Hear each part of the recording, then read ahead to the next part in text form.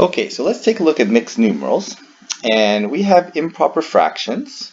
Okay, so this would be considered 11 over 4 if we consider it improper fraction. And this can be written as a mixed numeral as 2 and 3/4. Okay, or 2 and 3/4. Now, just before we begin, really improper fractions are better than mixed numerals. Now, mixed numerals certainly have their place, okay, and they are very useful in letting us know how big this number is and where it fits on the number line. Okay, so 11 over 4, it's hard, you have to think a bit, figure out where that fits on the number line, whereas 2 and 3/4 on the number line is really easy to fit. Okay, so why is our improper fractions better then? Well, we're not really so much interested in the numbers when we get into high school math. We want to understand the math. What's the math behind this? And the math in the improper fractions is much simpler than the math in a mixed number. Okay? There is, in that mixed number, it's hiding something. Okay?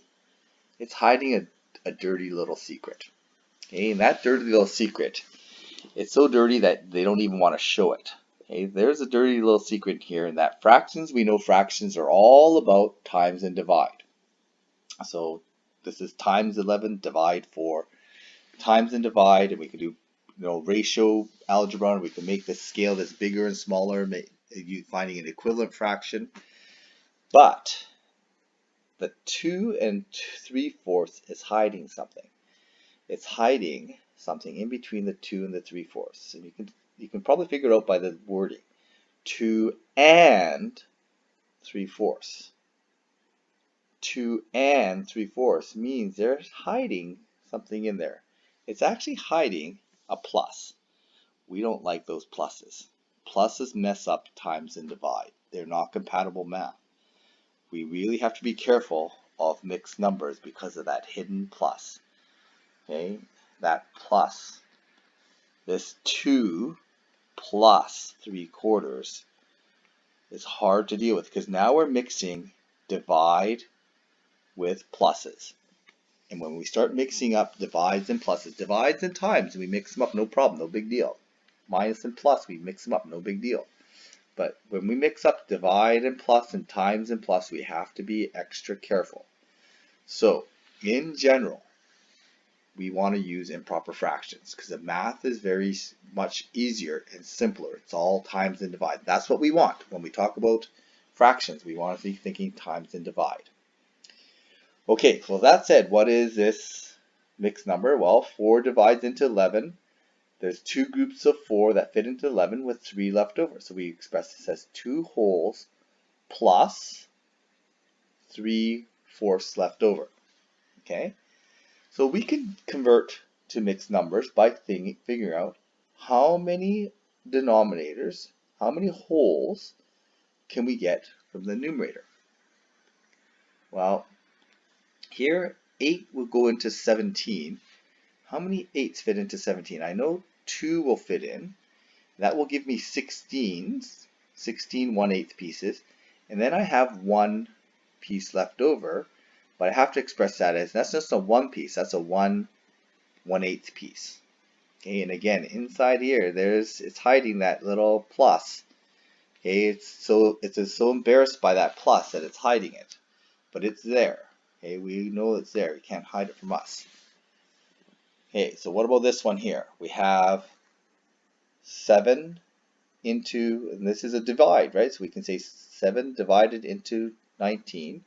How many 7s fit into the 19? Well, I can do 2 groups of 7. That's going to give me 14. So I get 2 groups of 7, which gives me my 2 wholes. And I'm going to have 14, so I'm going to have 5 left over. So I have to express that 5 as 5/7. Okay, and really again, it's really plus 5/7, but we kind of don't like that. We're ashamed of that plus, so we just kind of hide it. Okay, so what about 50/12?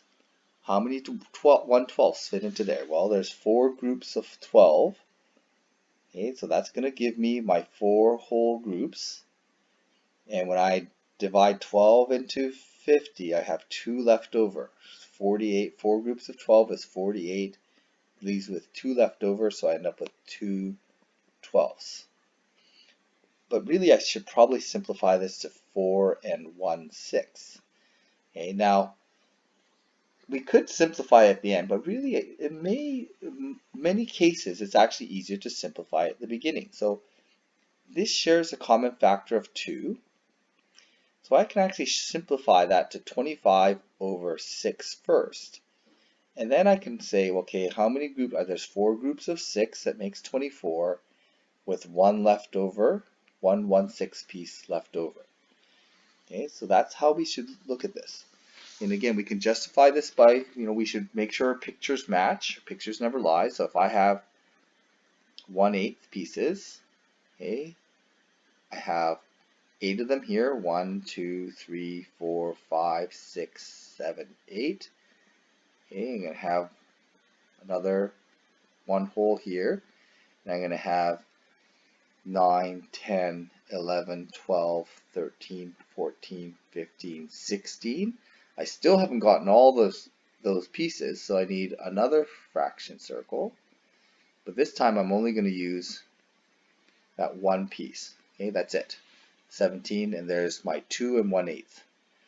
Okay, so make sure that our pictures, we can visually see what this improper fraction looks like and how this relates to that mixed number. So what if we have the other way around? We have a mixed number, which we don't like, and we want the improper fraction, which we probably want the improper fraction form of this. So how do I do 2 and 1/3 as an improper fraction? Okay, well, what we want to do is, first of all, we have to figure out, well, there's 2 wholes, okay, and we want to express this in 1/3 pieces. So if I draw a picture of this, here's my picture. Okay, I want to express these 2 wholes with 1/3 pieces. Well, I got to figure out how many 1/3 pieces make up those 2 wholes. Well, if I have 2 wholes, I can just do 2 groups of 3, or 2 times 3. That gives me the 6 in here. And then I can add in the extra one here. So it's going to be 6 plus 1. Notice that really it's just making a common denominator and adding the numerator. Okay, so we get 7 1/3 pieces. Okay, so there is kind of a shortcut here. We can kind of say, well, 7 1/7. There's 7 1/7 that make up each one whole. So there's going to be 2 groups of 7, which is 14 plus 2. It should be equal to, and I'm just going to get the answer first. I'm getting 16 1/7 pieces. And again, just make sure that this actually makes sense. We have 1/7 pieces. 1/7 are really hard to draw.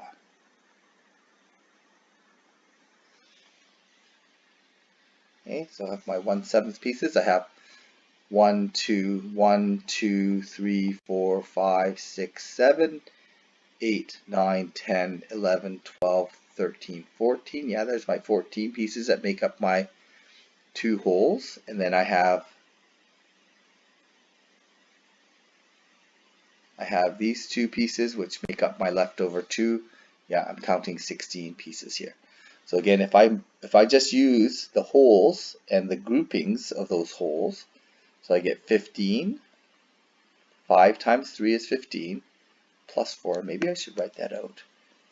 3 times 5, 3 groups of 1/5, plus 4, and that's going to give me the number of fifths.